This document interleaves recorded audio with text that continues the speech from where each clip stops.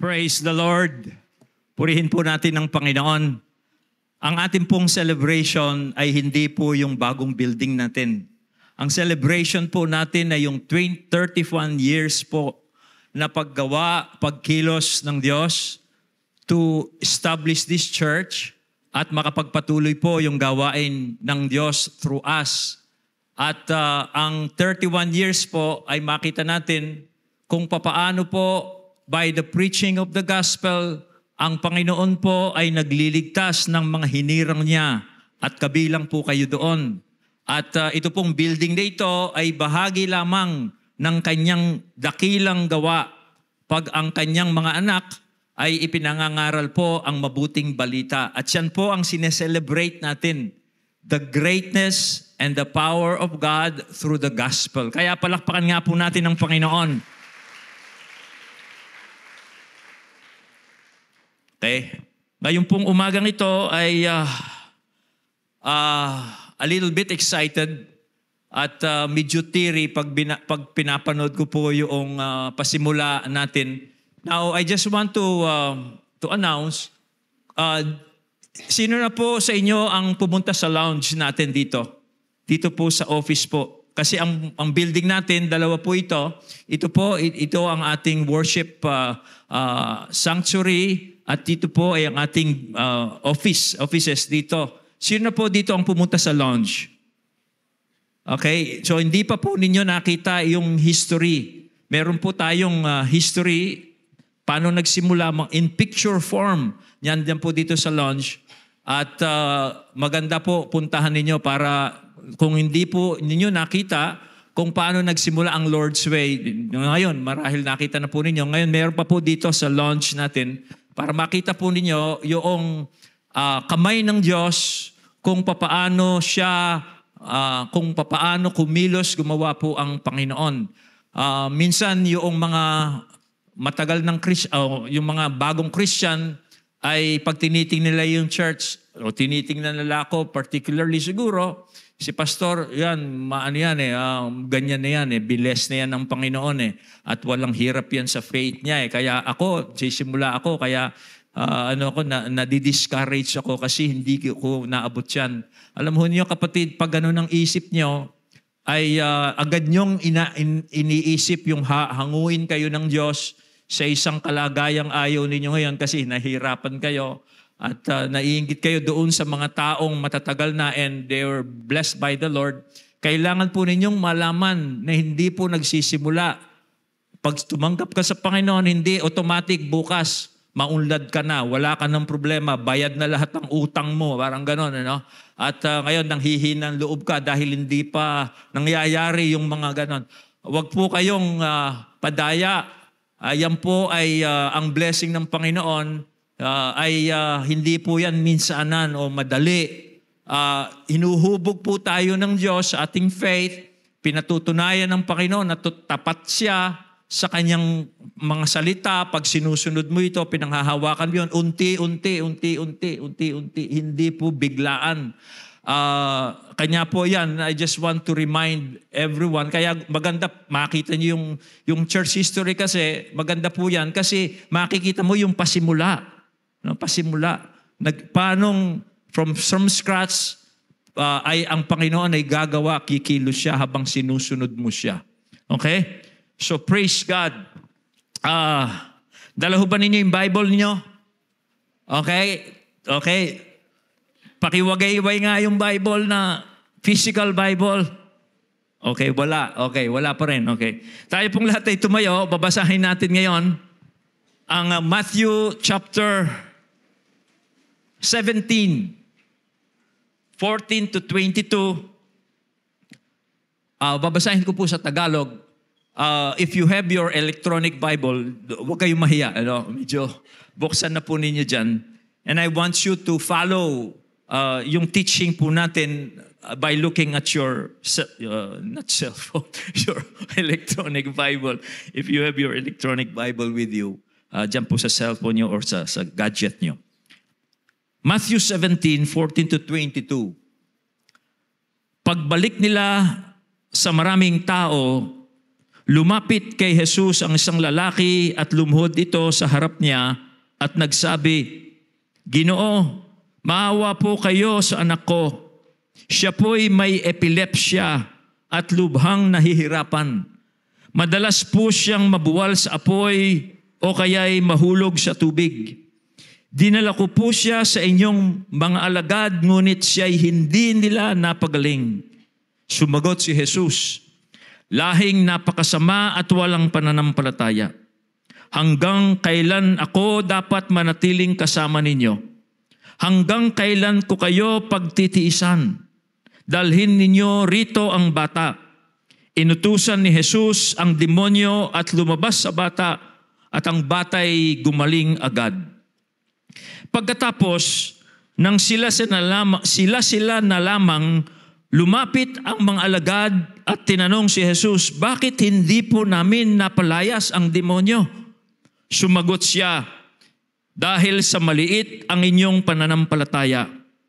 Tandaan ninyo, kung kayo'y may pananampalataya sa Diyos na sinlaki ng buto ng mustasa, maaari ninyong sabihin sa bundok na ito, lumipat ka roon at ito'y lilipat nga. Tunay na walang bagay na hindi ninyo magagawa. Ngunit sa ganitong uri ng demonyo ay hindi mapapalayas kundi sa pamamagitan ng pananalangin at pag-aayuno."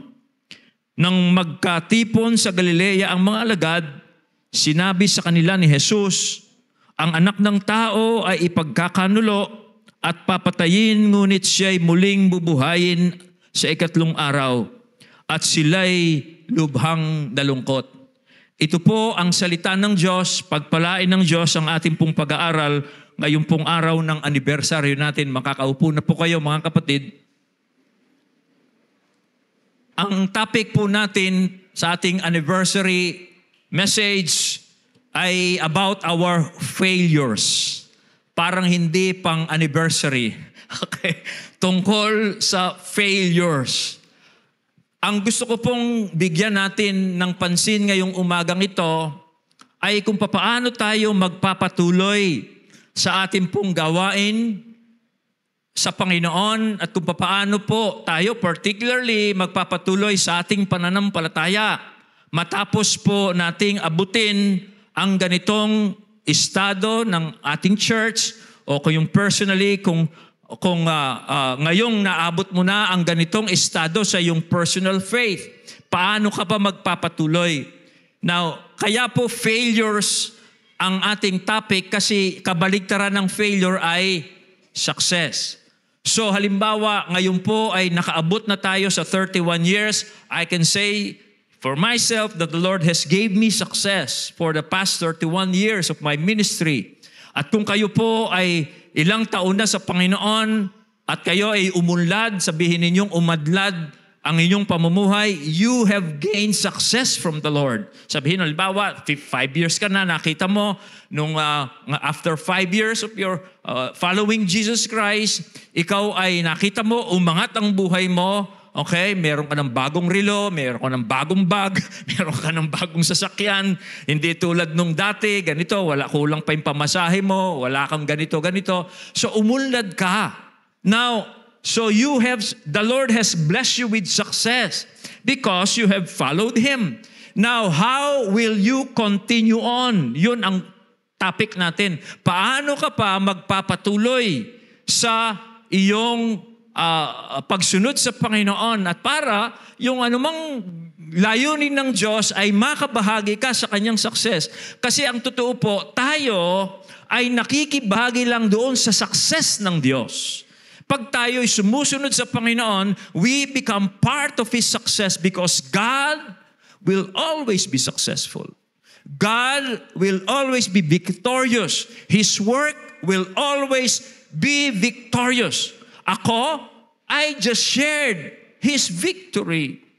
That is where my blessing came from. So ngayon, ang tanong natin, paano tayo magsasama pa doon sa victory ng Diyos? Now, kasi anong dapat nating ingatan? na pag hindi natin iningatan ito, this will result in our failures. Kanya babalik rin natin. Yun nga po ang ibig kong sabihin. Now, so, dalawang parte ang aking message. Una, tingnan natin yung what will be the cause of our failures. And then the second part, we will talk about faith, a mustard seed of faith na kailangan lang natin to be part of God's success. Now, I have a proposition for you this morning. Dito po, ito ang i-elaborate ko sa inyo dito po sa ating anniversary message this morning. And this is my proposition. Paki-flash mo nga ito. First slide ko. Ito po ang aking proposition. That our faith should always be active to readily access the power of Christ in crucial times. Ito po ang gusto kong bigyan ng emphasis. Na tayo po, meron tayong duty na to keep our faith always active. Nang sa ganun po, handa ang faith natin to access yung pong kapangyarihan ni Kristo, lalong-lalo na in crucial times. Now, ito pong mensaheng ito is primarily for Christians. For those who believed and follow Jesus as Savior and Lord, and they believe because they believe Jesus is the Messiah. Kaya po, if you believe that Jesus is the Messiah, and you have made a decision to follow Him and His Word, this message is for you. Ito po ay para sa ating lahat. Na tayo ay, kung tayo nagpasya na susunod tayo sa Panginoong Kristo dahil naniniwala tayo, Siya ang Messiah. Siya ang inanoint ng Diyos na Panginoon at tagapagligtas. At siyempre po, bandang huli ng message ko po ay meron din akong mensahe doon sa mga non-believers, doon sa hindi pa po sumasampalataya sa Panginoon. At para ipakita ko po sa mga hindi pa sumasampalataya na kasama natin ngayong umagang ito na kailangan nilang sumampalataya kay Kristo. Now, yan po ang aking gustong bigyan ng emphasis at ipaliwanag sa inyo ngayong umagang ito. Now, let's begin. Unang tingnan po natin. Okay, una, ang mga mountaintop experiences po natin with God will be tested in our everyday affairs. That's one. From mountaintop to the valley.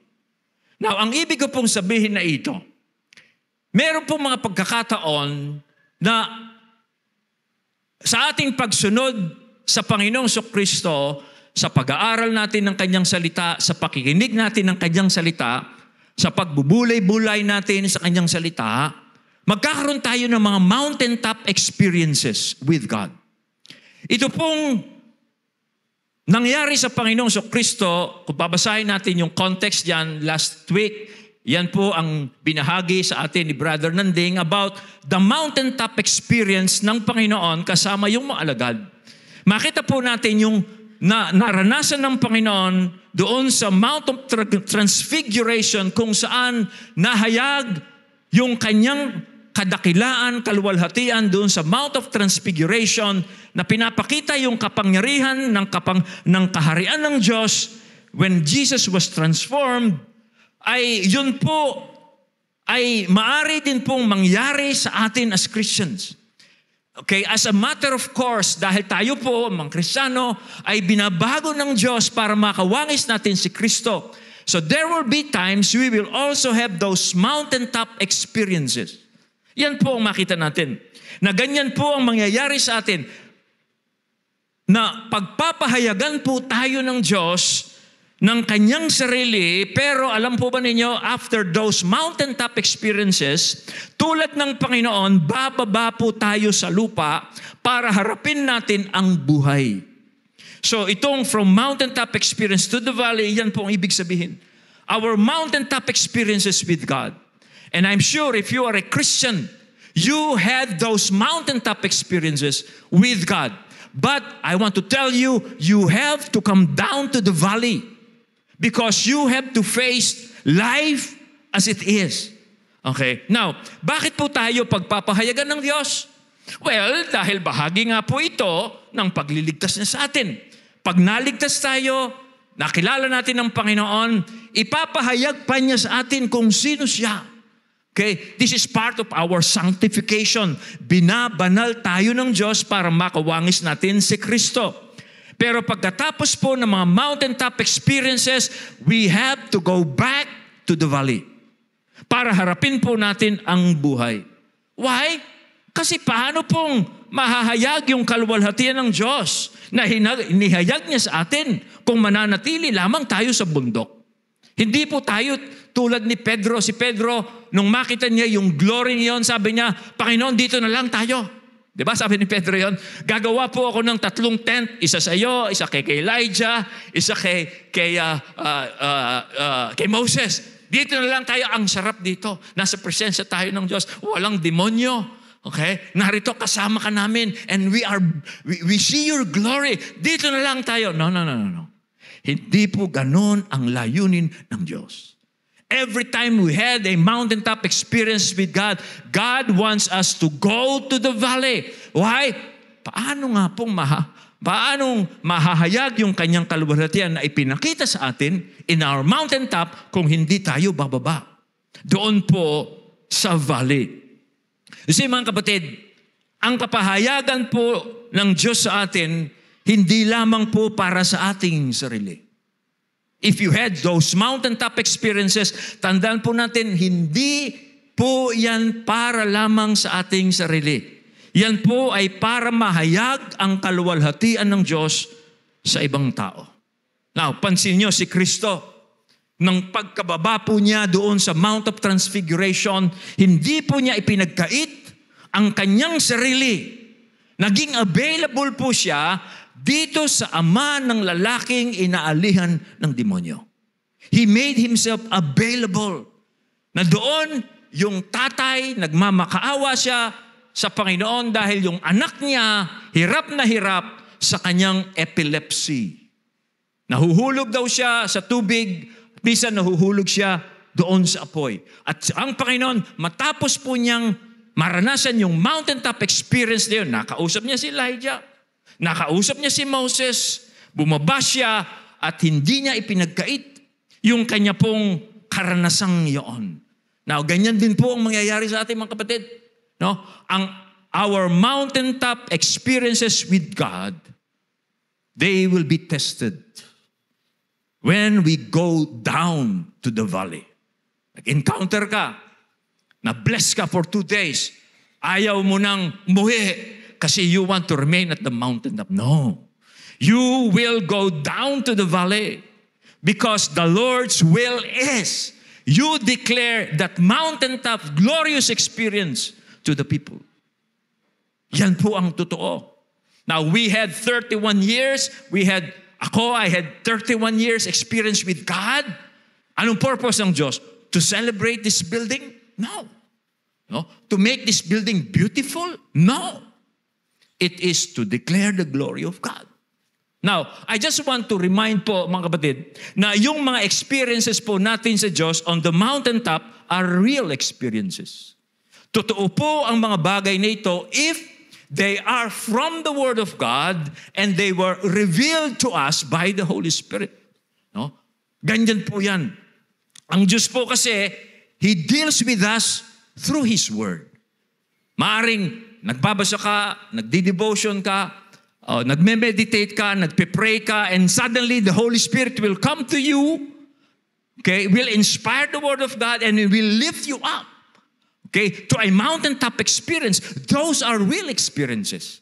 Hindi mo dapat isipin they are fake or you're being inspired by demons. Pag yan po ay salita ng Diyos, nagbabasa ka, and then the words seem to come out because of the Holy Spirit. They are real experiences. No? They are real experiences.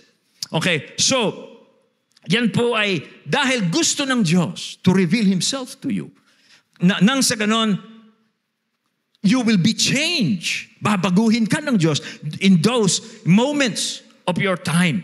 Pero they will be tested. Susubukin po ng Panginoon kung isusubukin ng Panginoon yung mga mountaintop experiences mo. That's the main point of this first point po, mga batid. Kailan susubukin yan? As we go on with our everyday life. Okay? Habang tayo po ay nabubuhay sa pang-araw-araw nating pamumuhay. Okay? Tandaan nyo, yun ang mangyayari. Hindi ka mananatili dun sa mountaintop experiences bagkus you will be tested. Susubukin ka. Okay? Nang iyong pagbaba mo doon sa mountain, susubukin ka doon sa pang-araw-araw mong pamumuhay. Okay? At yun po, halimbawa ng mountaintop experiences, anong halimbawa niyan? Well, tuloy sinabi ko, you're reading God's Word. You hear a message, marahil, naiyak ka, detach ka ng Panginoon, o kaya nakikinig ka sa podcast or whatever na religious or Christian messages and the Lord touched you. And because the Lord spoke to you, maring ikaw ay sumamba sa Panginoon kasi nakita mo ang kaluwalhatian ng Diyos, nakita mo ang kanyang kapangyarihan, or maybe the Lord touched you because of a sin. Okay? Pinakita sa iyo ng Panginoon ang kasalanan mo na dapat mong ipagsisihan, nilinis ka ng Diyos, and then you feel light. Okay? And then nagkaroon ka siguro ng commitment. At sinabi mo doon during that time, Lord, I will serve you with all my life. Or the Lord touched you when you were in trouble. Somehow the Lord gave you hope, gave you faith, gave you peace. At ganun nga ang nangyari. And now, sabi mo sa Panginoon, I will take this challenge. Maybe during mountaintop experiences, not challenge ka na you will come out of your comfort zone. You will take some moves na maaring nililead ka ng Panginoon, and then you said, yes, Lord, I will do it. Those are mountaintop experiences. Okay? So, anong nangyayari dyan? It deepens your worship. Nag-confess ka ng kasalanan mo marahil, nagkaroon ka ng personal commitment sa Panginoon to do this thing, and so on and so forth. Now, yung po mga bagay na yan, mountaintop experience, some of them may be ordinary. But, many will be challenged. Ito po ay magiging challenging to obey because these things, yung pong they will be beyond our human capabilities. At yun po ang gusto kong tingnan natin. Okay? Ngayon pong umagang ito. So yun pong mga mountaintop experiences, you will be tested. Okay? Kaya po, mag-ingat tayo, magbantay tayo, kasi you will be tested. Okay? You and I will be tested. Now, bakit natin kailangan ihanda yung sarili natin? Pagbaba natin sa lupa, okay? Bakit kailangan natin ihanda yung sarili natin? Well, kasi tulad po ng kwentong ito, yung pong mga testings, yung pong mga temptations, they will be persistent. Some of them will be persistent. Some of them will be hard to break by ordinary powers of God. Hindi sila agad sumusuko. Tulad po ng nangyari sa mga alagad. Dito po, sa binasa nating talata, ay merong mga challenges, merong mga demonyo, sabihin natin, merong mga temptations, meron po mga pagsubok na hindi po sasapat yung ordinaryong devotion natin sa Diyos. Kailangan po ang mas makapangyarihang kapangyarihan ng Diyos para ma-defeat natin yung mga challenges na yon. Tulad po yung version po ni Mark. Kasi itong kwento natin ito, merong 3 versions ito. May Mark, may Matthew, may Luke. Yung version po kay Mark, ang sagot po ng Panginoon sa mga alagad, ng tanungin ng mga alagad, bakit hindi namin mapalayas yung demonyo? Ito po ang sagot ng Panginoon. Mapapalayas lamang ang ganitong uri ng espiritu sa pamamagitan ng panalangin.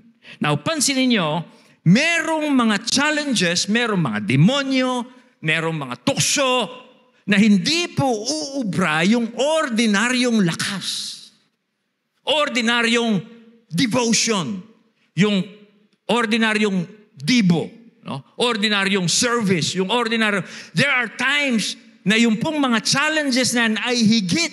Kaya sabi dyan, ganitong uri ng Espiritu. There are types of challenges or devils, if you will, that cannot be eliminated by just ordinary devotion to the Lord. Hindi pwedeng pakanta-kanta lang yan. No? Okay na ito. Matidipit ko na yung demonyo. O speaking in tongues yan, no? Na mahuhulog na yung demonyo. No. There are, sabi na, sa ganitong uri ng Espiritu. Merong mga klase ng challenges that they are not easily eliminated. Kaya po kailangan na maghanda po yung sarili natin. Yan isang dahilan. Kailangan natin, yung faith natin ay it will remain active. Now, how do we prepare? Yan po ang gusto kong tingnan natin. Paano tayong maghahanda yung sarili natin para harapin natin yung mga hard to break problems. Yung mga challenges, the devils that come into our life. To prepare ourselves, meron pong mga bagay na kailangan nating bantayan sa ating mga sarili. Things that we have to guard ourselves. Nang sa ganun po, yung faith natin ay handa to access Christ's power during these times. Now, I want to emphasize, ang purpose po ng paghahanda ng sarili natin ay so that our faith is ready. Okay? Para po yung faith natin ay handa para i-access natin during these times yung kapangyarihan ni Kristo. Wala pa sa atin yung kailangang kapangyarihan ni Kristo, pero ang kailangan natin ihanda yung faith natin.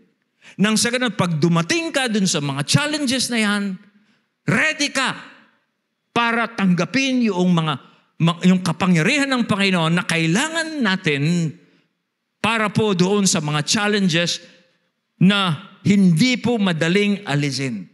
Okay? Kaya ito po, napakaganda nito. Now, ano po ang mga dapat nating bantayan ang ating sarili? Ito po ang una. Una, distorting the truth revealed. Ito ang dapat nating bantayan yung sarili natin. To keep our faith active. Okay?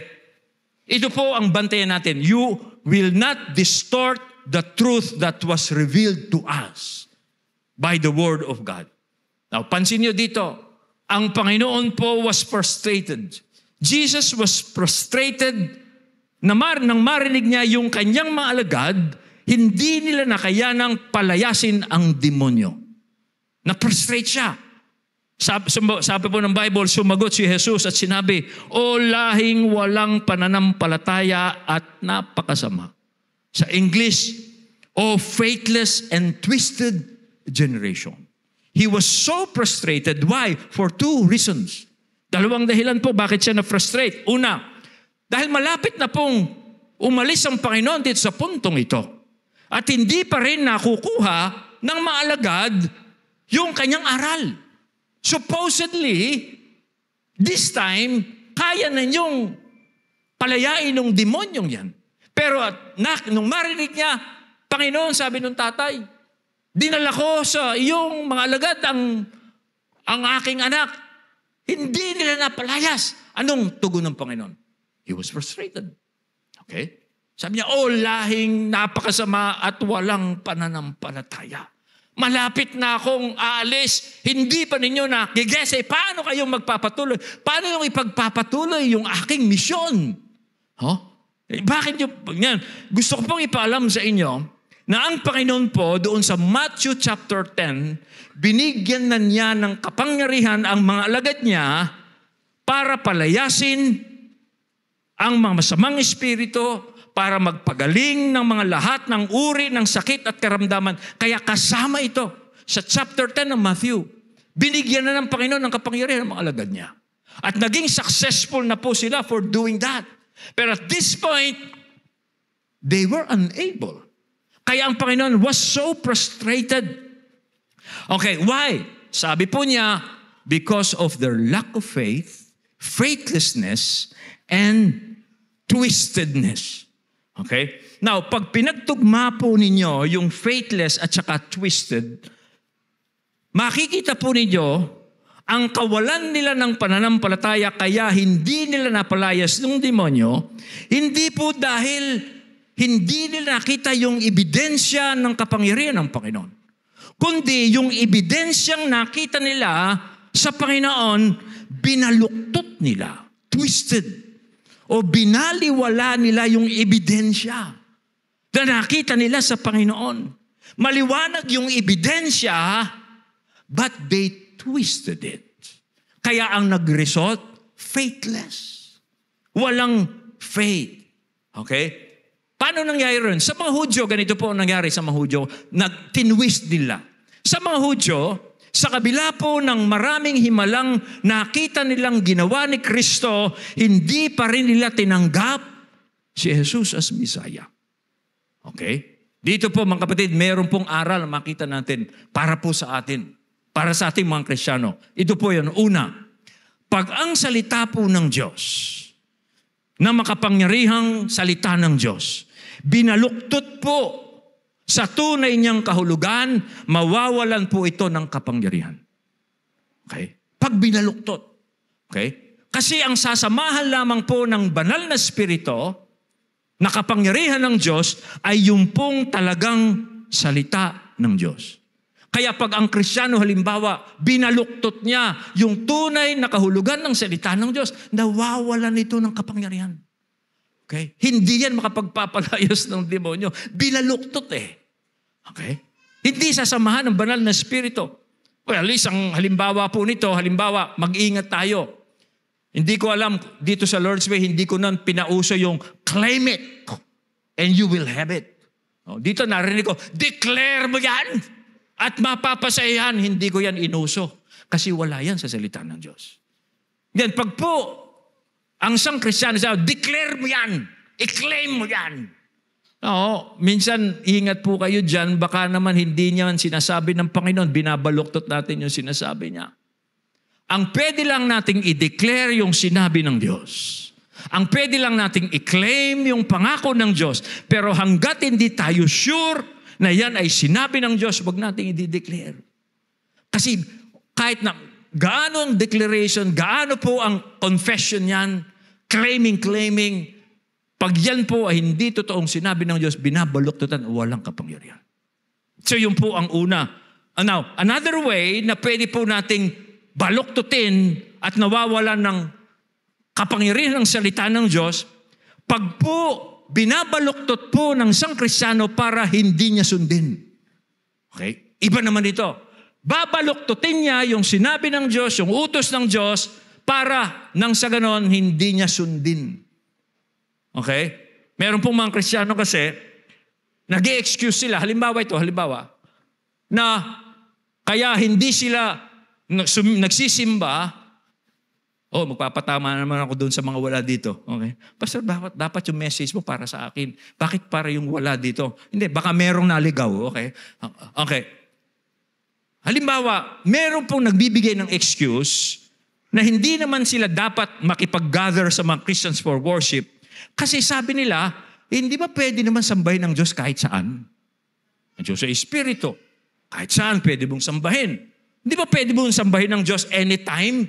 Di ba pwede pumunta ng Sunday, makipagtipon ka. Anytime na pwede mong sambahin ng Diyos eh. Natutulog ka, anong ginagawa, pwede mong sambahin ng Diyos. Yan ang excuse na, binabaluktot.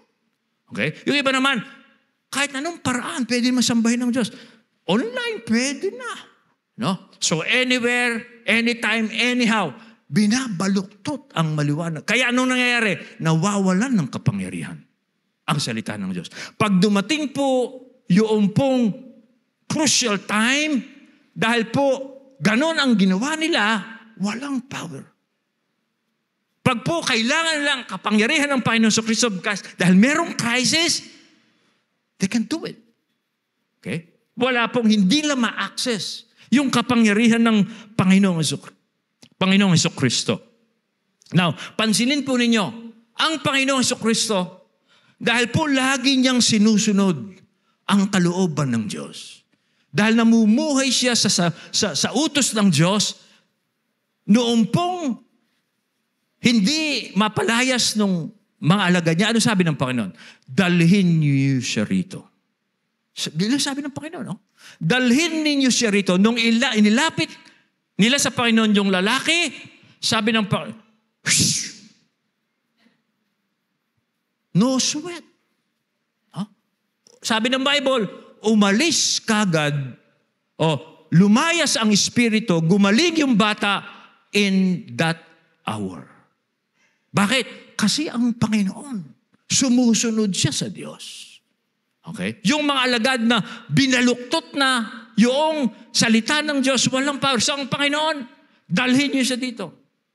Nung nilapit nila, nirebuke lang ng Panginoon yung masamang espiritu. At sabi ng Bible, and the boy was healed at that hour. Ganun po, mga kapatid. Sabi po ng Panginoon, He who sent me is always with me. He has not left me alone because I always do what pleases Him. Kaya sa Panginoon, madali. Kasi nga po, lagi siyang sumusunod sa Diyos. So, ano ang una? Huwag nating baluluktutin ang salita po ng Diyos.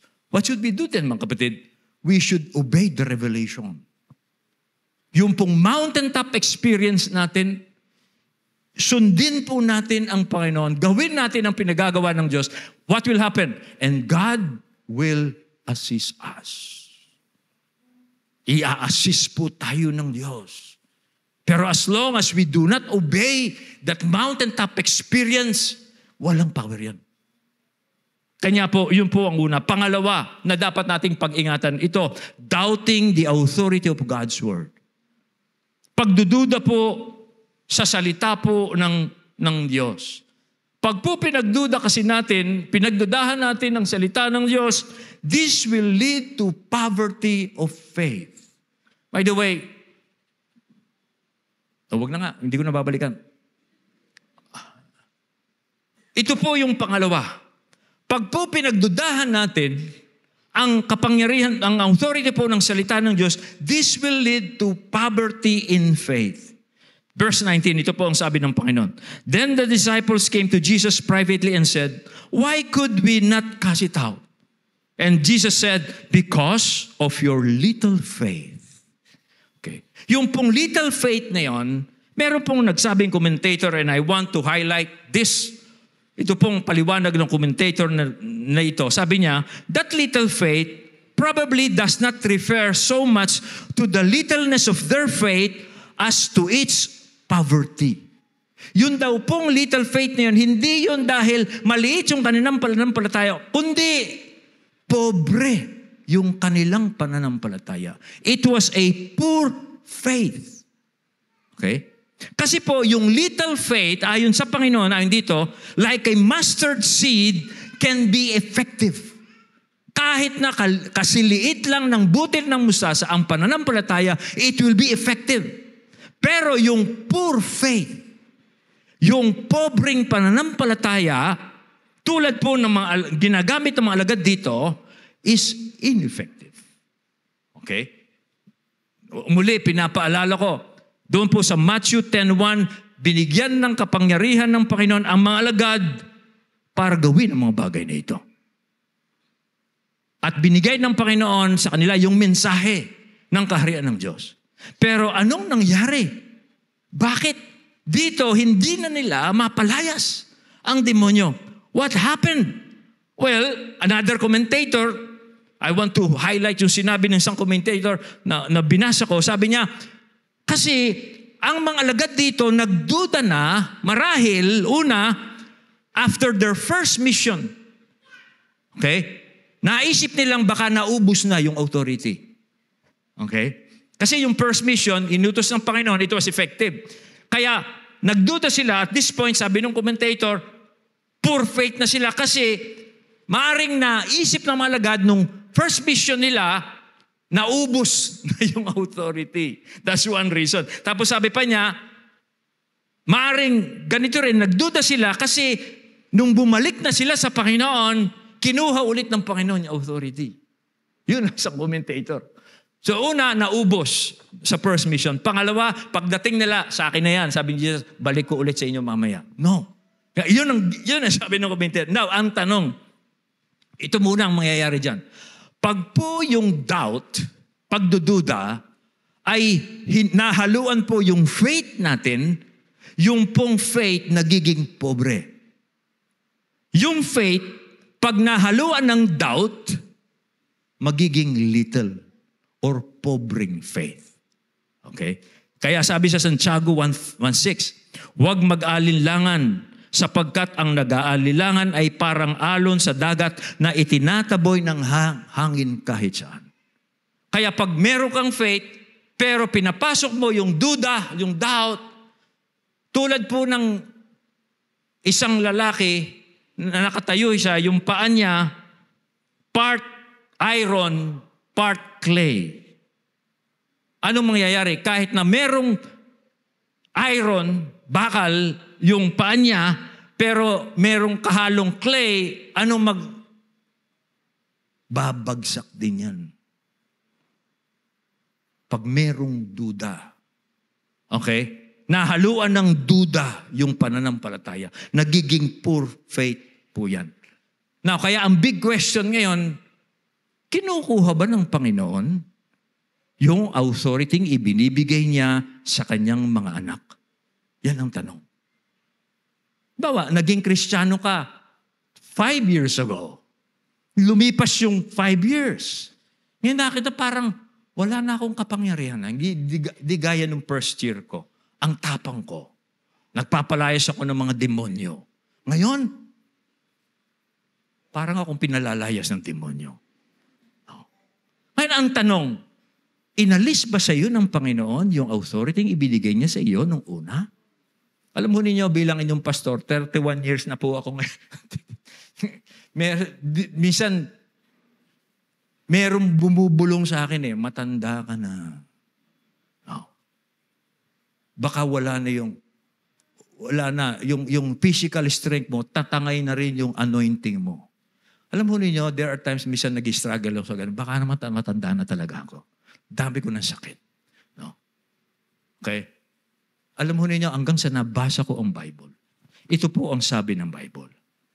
Ang mga kaloob at ang pagtawag ng Diyos ay hindi mababago.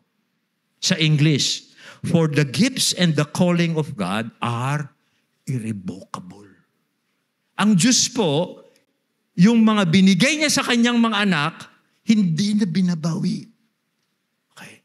Hindi yan kinukuha. Yung pagkatawag ng Diyos sa iyo, hindi niya babaguhin. Irrevocable yan. Pag tinawag ka ng Diyos na magpastor, pastor ka habang buhay, hanggang mamatay ka. Okay? Pag binigyan ka ng gifts ng Panginoon, anumang gifts na yon na binigay sa iyo through the Holy Spirit, hindi yan babawi ng Diyos. Kahit na anong kalagayan mo. Yan po ay panunukso ng dyablo nang sa ganon magduda ka kasi the moment na nagduda ka, yung faith mo, pobre. Okay? Kaya po mga kapatid, pwede nyo bang i-memorize yan para hindi nyo makalimutan? Kasi po, yan ang lagi kong inaalala sa aking calling. No? Sabi ng misis ko, kailan ka magre-retire? Ako naman, oo nga na, matanda na ako. 66 na ako. Meron na akong sakit dito, may sakit pa ako dito, meron pa akong mag-hearing aid na yata ako. Siguro di ko na kaya. Hanggang sa nalaman ko, hindi inaalis ng Diyos sa akin ang pagpapastor kahit na tumanda ako. Kaya po aking sinabi po sa Panginoon, Panginoon, hanggat meron pong hangin yung aking lungs. No? Tinatagulog ko yung English. Hanggat merong hangin ang aking lungs, I will preach the gospel. In fact, ngayon pa lang ako ganado. Ngayon pa lang ako. Ibig sabihin, ngayon ko lang naintindihan kung paano pa ipangaral ng Ebanghelyo. Panginoon, habang malakas ako. Kasi ang temptation, matanda ka na. Yan ang sinabi ng Diyos. The gifts and the calling of God are irrevocable. Hindi bigay-bawi ang Diyos. Kaya kapatid, sino nagdududa dito? Anointed pa ba ako? Tinawag pa ba ako ng Panginoon? Yes! Kasi hindi babaguhin yan ng Diyos. No. In fact, ang unfaithfulness po natin will not nullify God's faithfulness sa kanyang salita. Kahit na hindi tayo sumasampalataya, ang Diyos po mananatili pa rin siyang tapat sa kanyang salita. Pakinggan po ninyo ang sinabi sa Romans 3. Ano nga kung hindi naging tapat ang ilan sa kanila? Ang ibig kayang sabihin niyon ay hindi na rin tapat ang Diyos. Hindi, ang Diyos ay tapat at totoo kahit na sinungaling pa ang lahat ng tao. Ayon nga sa nasusulat. Kapag ikaw ay nagsalita, mapapatunayan kang matuwid at kung ikaw ay hahatulan, ikaw ay mananaig. Ang Diyos kahit na hindi tayo tapat, tapat siya sa kanyang salita. Kaya pag naging tapat ka sa salita ng Diyos, mararanasan mo ang katapatan ng kanyang salita. Kaya huwag kang magduda. Yan ang bantayan mo. Kasi habang tumatagal ka, 31 years, 10 years ka na sa Lord, 5 years ka na sa Lord, diyan pumapasok. Pero tandaan mo, the gifts and the calling of God are irrevocable. Now, pangatlo, ano po yung pangatlo na dapat nating bantayan? Ito po yung pangatlo. Presuming on God's blessings leading to neglecting God's means of grace. Ano po ang ibig nating sabihin yan? Yung bang nagpipresume lang ang Christian na ibe-bless siya ng Panginoon dahil binless na siya nung una. Kaya tuloy-tuloy lang ang blessing sa akin ng Panginoon. Kaya ang mangyayari, dahil nagpipresume yung Christian, hindi na niya gagawin yung mga duties niya as a Christian. Magpipresume na lang siya, bibless ako ng Panginoon kasi binless niya ako noon eh. Binigyan niya ako ng success eh. Kaya kahit na hindi na ako magsimba, hindi na ako mag-church, hindi na ako magbasa ng Bible, hindi na ako mag-pray, hindi na ako mag-ganito-ganito. Yung hindi ko na kailangan yan, mali. Dito pansinin niyo, ito po ang naging problema ng mga alagad kung bakit hindi nila napalayas ang demonyo. Ano po ang sabi ng Panginoon? Nung tanungin ng mga alagad, bakit hindi namin to mapalayas? Ano sabi ng Panginoon? Yung ganitong uri ng demonyo ay hindi mapapalayas kundi sa pamamagitan ng panalangin at pag-aayuno. Okay. Merong kailangan silang gawin. Meron kasing mga problema, merong mga challenges. Hindi pwedeng ordinaryong devotion lang. Kailangan palalimin pa yung devotion. Okay? Ang verse pong ito, wala sa Matthew pero nasa Mark. Kaya kinukuha ko yun eh. Kasi gusto kong ipakita yung pagkakamali ng mga alagad. Kasi yan ang maaring maging pandaraya sa atin ng ating sarili at ng dyablo. Kaya powerless tayo pag humarap tayo sa mga pagsubok. Now, so ano nangyayari? Pinapalagay po ng mga alagad na dahil successful sila nung una, hindi na nila kailangang mag-connect uli sa Diyos para ibigay yung authority na ibinigay sa kanila ng Panginoon. I just want to read to you, ito pong sinabi ng isang commentator dito. English po ito, kaya pinlas ko sa, paplas natin sa screen. Matatalino yung taga-Lord's Way, maraming mga English-speaking people dito. Babasahin ko sa English, itong sinabi ng commentator. Pero madali ito eh. Sabi po niya, they expected, yung mga alagad ang sinasabi niya, they expected to be able to exorcise the demon. They had long been successful in this work. And now they are surprised by their failure. But their faith is poor and shoddy.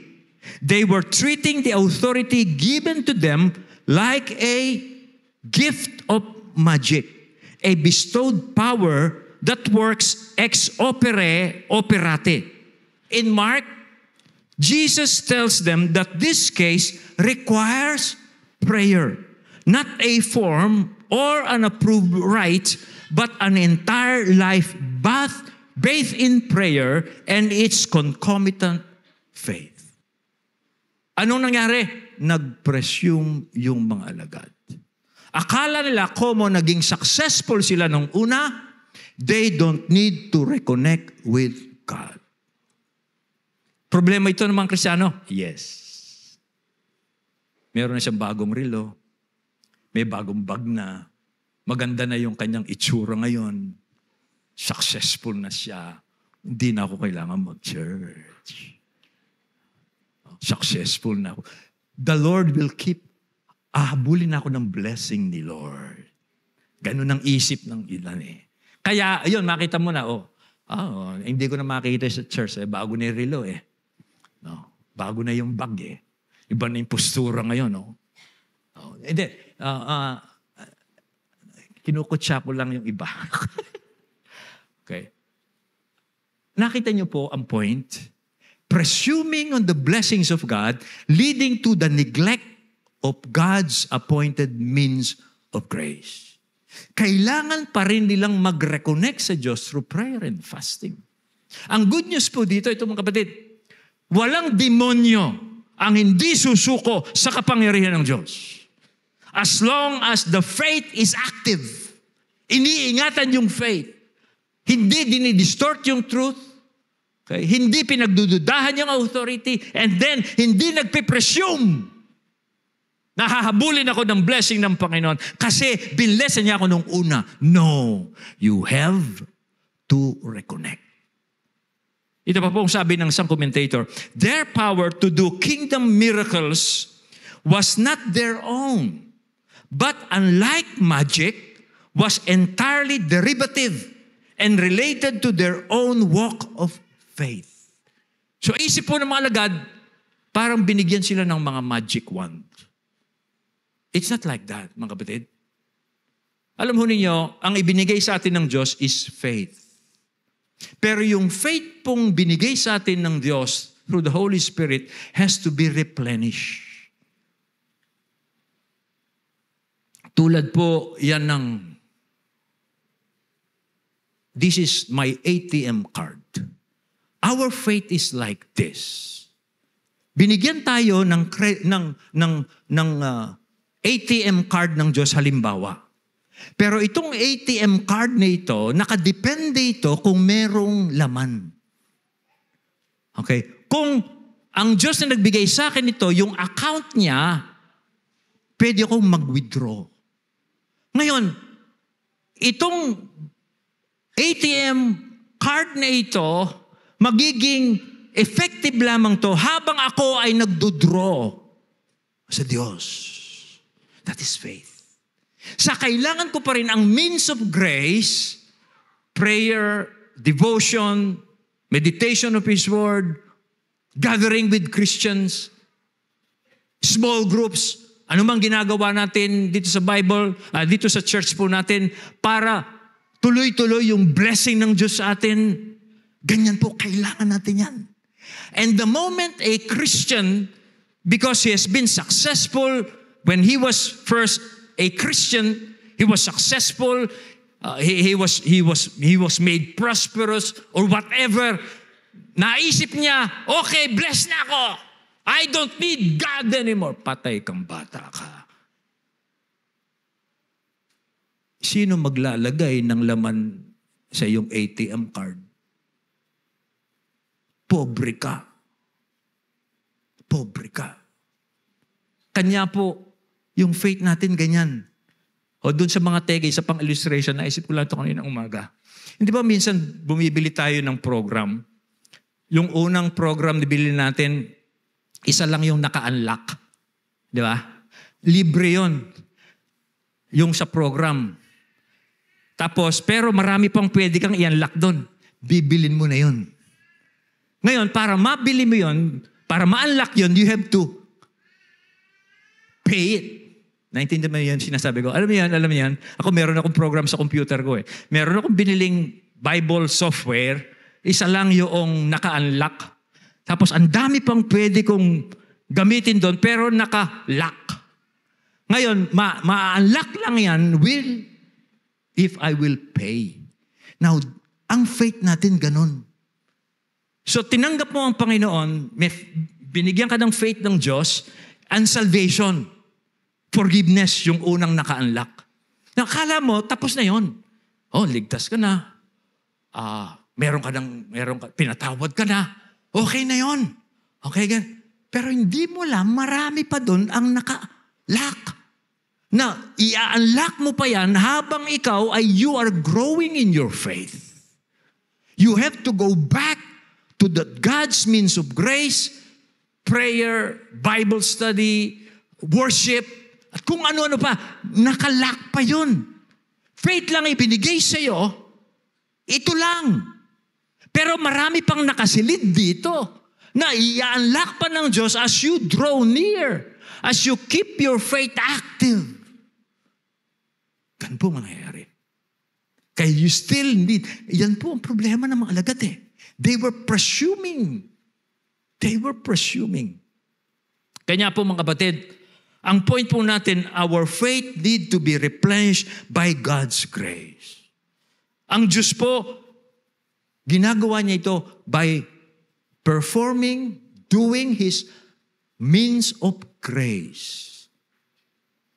His appointed means of grace na ibinigay po sa atin ng Diyos. Kaya po ito, correction po mga kapatid. If meron kayong ganitong kaisipan, I love you, I want you to grow in your faith, kasi marami pang blessing ang Diyos sa iyo that needs to be unlocked. I want in love correct you sa iyong kaisipan that you don't need to do the duties of a Christian. Baguhin po ninyo ang isip nyo. You are shortchanging yourself. Dinadaya mo ang sarili mo. Marami ka pang pwedeng ibigay sa iyo ang Diyos. Kaya kailangan tuloy-tuloy ka. Ako 31 years, tuloy-tuloy pa rin yan. 5 years, tuloy-tuloy ka pa. Baguhin mo ang isip mo sa bagay na yan. Kaya kailangan mo pang magpakasigasig. Ngayon ka magpakasigasig. Kasi meron pa. Kasi akala ng iba, siguro hanggang dito lang. Parang ganito siguro yung normal sa Christian life, no? Pag matagal ka na, ganito na lang. Pag nakakita ka ng bago masigla, bago ka, no? Kaya maaga ka, no? Ang mga nalilate dito, yung mga luma, kaya ako, no? Ganun eh. Ganun. Kasi sa isip nung matagal lang Christian, sa una lang yung masigasig. I found out it's not true. Nakadepende sa atin, kung if we'll be zealous. If we will keep on drawing from the grace of God using the faith that He has given to us. I'm overemphasizing this. I'll go on to the next point. So, how much faith is needed for such major operation? Yung po mga challenges natin. Well, sabi ng Panginoon, a faith as small as a mustard seed. Yun po ang sabi niya. Sabi po ng Bible, then the disciples came to Jesus privately and said, why could we not cast it out? So He said to them, because of your little faith. For truly I say to you, if you have faith like a mustard seed, like a grain of mustard seed, you will say to this mountain, move from here to there, and it will move. And nothing will be impossible for you. Again, yung little faith po dito is poor faith. Why is it poor? Because it is weakened by distorting the truth. It is weakened by doubt, and it is weakened by presumption. Kaya little faith. Kaya ang resulta, hindi siya effective, powerless siya in times of crucial situation. Okay, pero ano po ang faith na hinahanap ng Diyos? To do the impossible. Sabi niya, as small as a mustard seed. Tinignan ko, gaano kaya kaliit na faith na yun, no? Ang liit lang ng mustard seed eh. Ganun lang ang hinahanap ng Panginoon. Now, pansinin nyo, yung pong salitang yan ay pinapakita sa atin ng Diyos, ang faith na hinahanap ng Diyos to do miracles in our life should not be big. Kahit na maliit yan, basta totoo. It's small, but it's real. Powerful siya, effective siya kahit na maliit siya. Bakit? Kasi hindi nakabase yung gagawin ng Diyos sa liit ng faith ko. Basta totoo yung faith ko, ang pagkilos ng Diyos, pag yung maliit kong faith, nakasalig sa makapangyarihang Diyos. Sa Diyos ng imposible. Basta meron kang maliit na faith, basta totoo yan, hindi yan ang sukatan ng gagawin ng Diyos sa iyo. Ang sukatan, inilalagay ko yung maliit na faith sa makapangyarihang Diyos. At pag nailagay ko yung maliit na faith sa kapangyarihan ng Diyos, nagtitiwala siya sa kapangyarihang Diyos, sabi niya, nothing will be impossible to you. I look down, ano ang halimbawa ng little faith sa Bible? Meron ako nabasa in my devotion, halimbawa po ng maliit na faith. Pero gumawa ang mga himala ang Panginoon. Naalala niyo si Jairo, yung synagogue ruler. Na desperate siya kasi yung anak niyang 12 years old ay malapit ng mamatay. Lumapit siya sa Panginoon.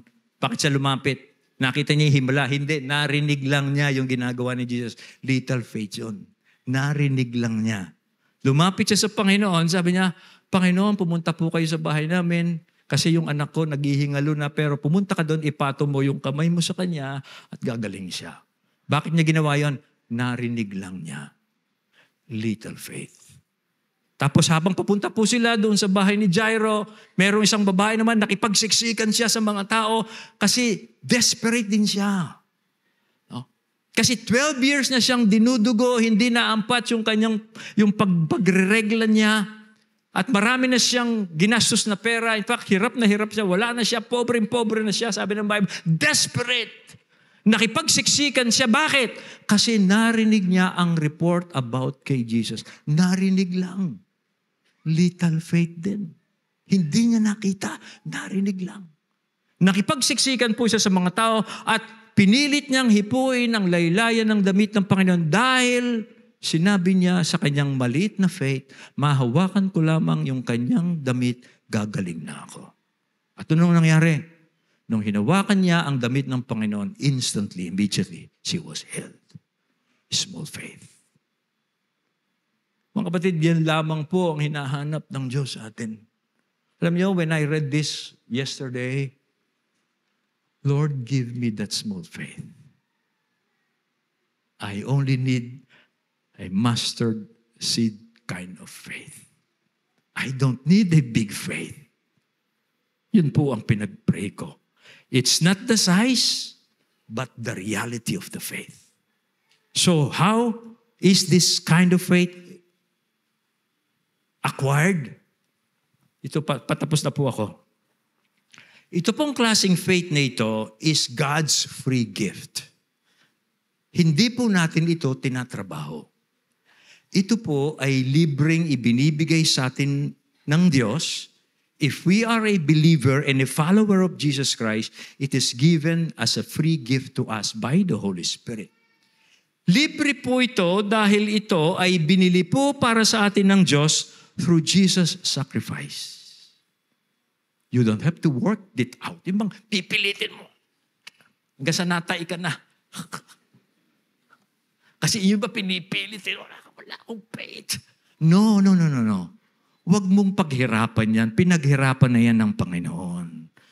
Free gift na yan.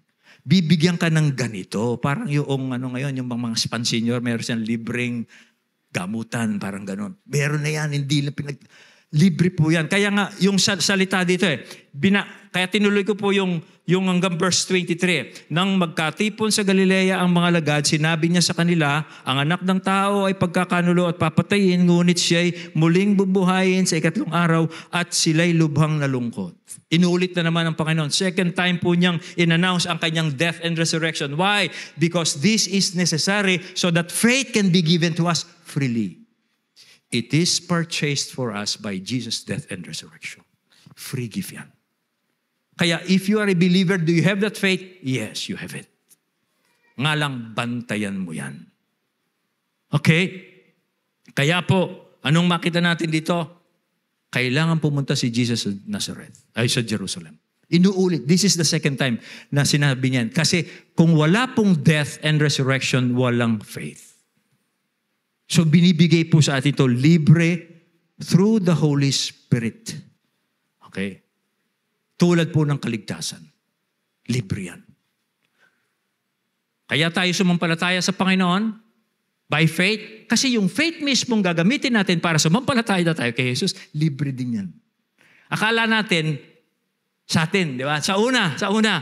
Pero dapat nating malaman na kaya tayo sumampalataya kay Jesus in the first place dahil yung faith na ginamit natin, galing din po yan sa Diyos. Hindi galing sa atin. Ephesians 2:8, sapagkat dahil sa kagandahang loob ng Diyos, kayo ay naligtas sa pamagitan ng pananampalataya at ito'y kaloob ng Diyos at hindi mula sa inyo. Yan po ang sabi. And then lastly, para po sa mga unbelievers, meron akong hindi, mamaya, iulin lang natin yung, para po sa mga unbelievers, kung meron pa po tayong kasama dito hindi pa sumasampalataya sa Panginoon, ito po masasabi ko sa inyo. Kayo po ay nagtitiwala sa inyong sarili. You have self-confidence. Hindi God confidence, hindi faith. Iba po ang self-confidence sa God confidence. Ang self-confidence po is limited. Kasi limitado lang sa sarili nating kakayanan. Yung God confidence po is unlimited. Dahil yan ay umaasa sa unlimited power ng Diyos. Now, ang God's confidence po ay libre yan. Kung nagtitiwala ka lamang sa Panginoon, maaaring meron kang problema ngayon, demonyong hirap kalabanin. Now, you cannot do that by your self-confidence. In fact, your self-confidence is being shattered at this time. At yan, pinapayagan niya ng Diyos to be shattered by a problem because you are relying on your self-confidence. Pinapayagan niya ng Diyos para ipakita sa iyo ng Diyos, you cannot do it. That you need God confidence. At yan po yung faith na sinasabi natin. And that God's confidence is a free gift. Okay?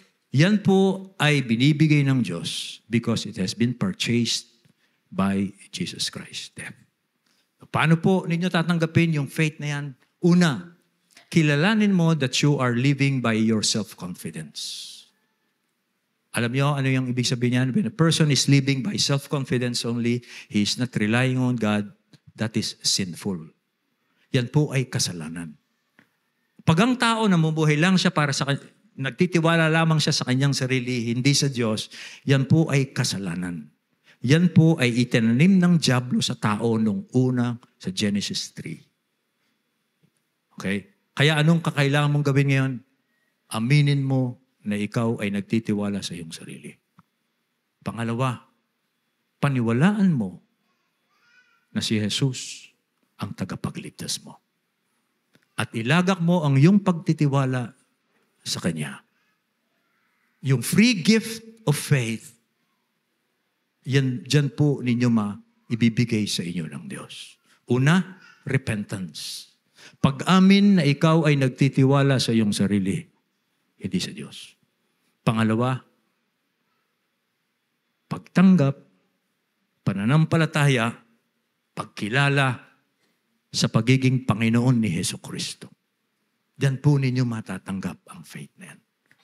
And lastly, sasummarize ko lang po. How to keep our faith active, tatlong bagay. Una, don't distort the truth of God's word. Obey it. Pangalawa, believe in the authority of God's word. Don't doubt its authority. And then number 3, replenish your faith by God's appointed means of grace. God bless us from this time forth and forever. Let us pray. Tayo pong lahat ay tumayo.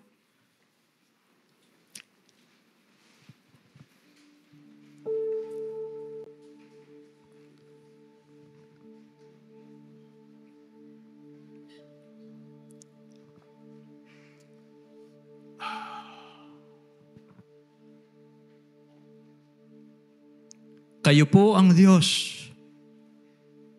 na makapangyarihan sa lahat, na nagligtas po sa amin sa pamamagitan po ng pagbibigay niyo ng iyong anak para po sa aming kaligtasan. Namatay si Kristo at nabuhay siyang muli. At binuksan sa amin ng kalangitan upang ang grasya, kapangyarihan, biyaya, kaluwalhatian, kayamanan ng Diyos ay maging available sa amin. Na binigyan niyo kami ng pananampalataya para tanggapin ang lahat ng ito ng walang bayad. O Diyos, maraming salamat. Nawa ngayon ay makita po ng bawat isa sa amin, lalong-lalo na yung mga Kristiyano, na marami pang handang ibigay sa amin ng Diyos. At ang layunin ng Diyos ay ang aming kabanalan. Kaya patuloy niyang ibinibigay sa amin ng kanyang grasya by faith in Jesus Christ. Kaya, O Diyos, patawarin po ninyo kami sa mga times na dinidistort namin, binabaluktot namin ang salita ng Diyos. Patawarin din po niyo kami pag nagdududa po kami sa iyong pagtawag sa amin. Patawarin din po niyo kami pag nagpipresume po kami sa biyaya ng Diyos na hindi na namin kailangang gawin ang mga means of grace na inappoint po ninyo para sa iyong mga anak. Ngayon pong araw ng aming anibersaryo, 31st year, ipakita mo sa aming marami ka pang pwedeng gawin through us. Pwede pa po kayong magpakahayag sa amin hanggang sa lumabas kami sa buhay na ito na hindi mga pobre, kundi mga active, masisigla sa pananampalataya. O Diyos, salamat at hindi mo binabawi ang inyong mga kaloob at ang iyong mga pagtawag sa amin. O aming Ama, panalangin ko, baguhin po ninyo yung mga puso ng sino man sa amin na kailangang mabago ngayong araw na ito. Salamat po. Malwalhati ang pangalan niyo sa aming mga buhay. At malulwalhati lamang po ito pagpatuloy kaming tumatanggap ng mga grasya mo habang ginagamit namin ang iyong means of grace dito sa buhay namin. In a way, you are a generous God. But we have to become responsible children. You don't want lazy children. You are raising up responsible children and wise children. May your name be glorified in our lives, now and forever. Amen.